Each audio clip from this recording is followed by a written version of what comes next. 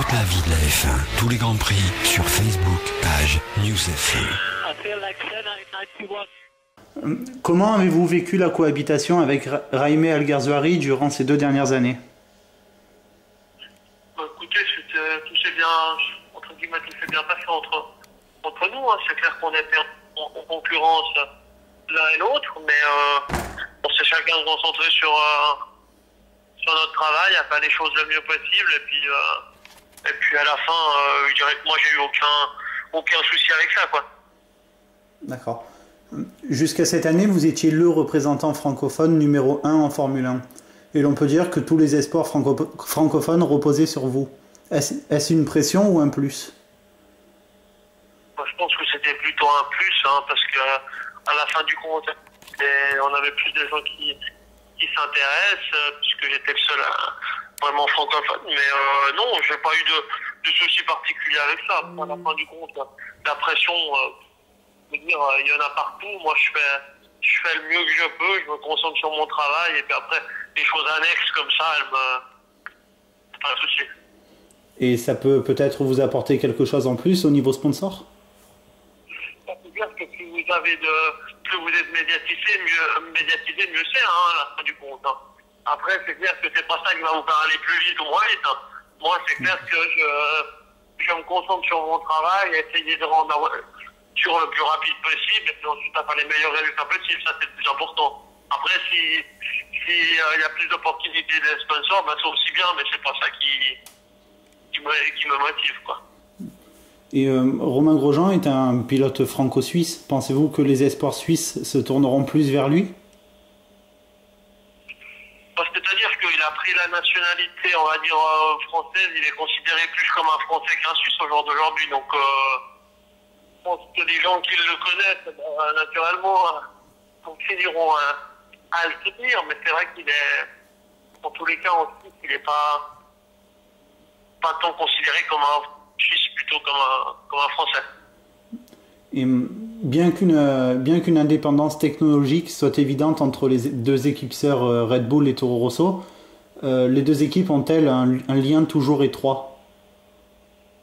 Bah, écoutez, depuis 2009 maintenant, ou plutôt on va dire 2010, où Toro Rosso a dû fabriquer sa propre voiture, il n'y a plus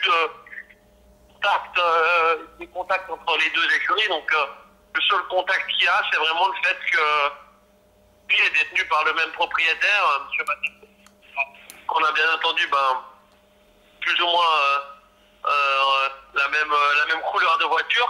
Mais à part ça, il n'y a plus grand chose qui s'échange. Hein. Oui. Et pour l'endurance, comment êtes-vous venu à être pilote Toyota?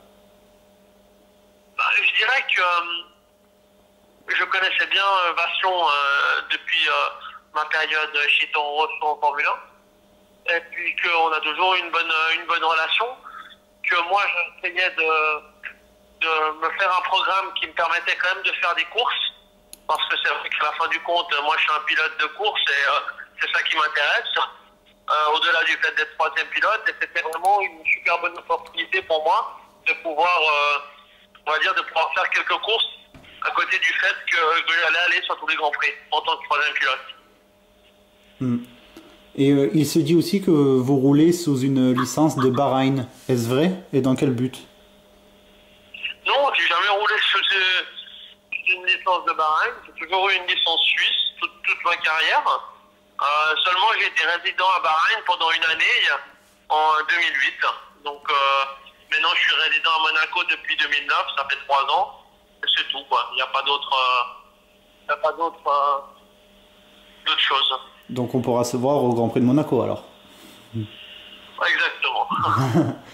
Et étant enfant, quel pilote et quelles équipes vous faisaient rêver?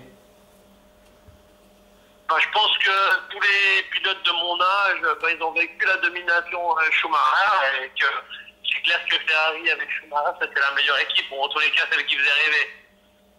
Oui, c'est sûr. Et quel est votre pronostic pour cette nouvelle saison de Formule 1? Red Bull, McLaren, peut-être Lotus? Je pense que Red Bull a un petit peu l'avantage. Je ne m'attends pas à de grosses différences par rapport à l'année passée, mais peut-être un petit avantage à Red Bull pour le moment. Et les 24 heures du Mans, que représentent-ils pour vous et avez-vous des souvenirs en particulier? C'est vrai que j'ai regardé beaucoup d'éditions des 24 heures du Mans et puis que je suis très fier de pouvoir y participer. Mon grand-père les a fait en 1960, donc ça fait plus de 50 ans et ça fait un petit, entre guillemets, un petit clin d'œil pour lui. Donc c'est sympa de pouvoir faire ça. Maintenant, c'est vrai que on n'est pas les favoris, mais je pense que Toyota a d'expérience et qu'avec une écurie qui a fait 10 ans de F1, ils vont quand même être capables de donner une voiture compétitive. Oui. Et Toyota revient justement au Mans après un succès assez mitigé vers la fin des années 90 avec la fameuse GT1. Qu'en pensez-vous? Je pense que maintenant, c'est vrai que l'écurie a énormément évolué depuis ces jours-là, puisqu'ils ont fait de la F1 pendant 10 ans. Maintenant, revenir là, c'est quelque chose de, pour moi, très spécial, parce que je serai dans un environnement très très proche de la Formule 1. Donc, je pense voilà, que ça risque d'être très positif. Espérons qu'on arrive à bien faire évoluer la voiture jusque-là et qu'on fasse un bon résultat. Et ma dernière question, qu'avez-vous en tête pour 2013? Redevenir pilote de Formule 1 ou peut-être rester en endurance? Pilote de Formule 1 à plein temps, ça serait le but.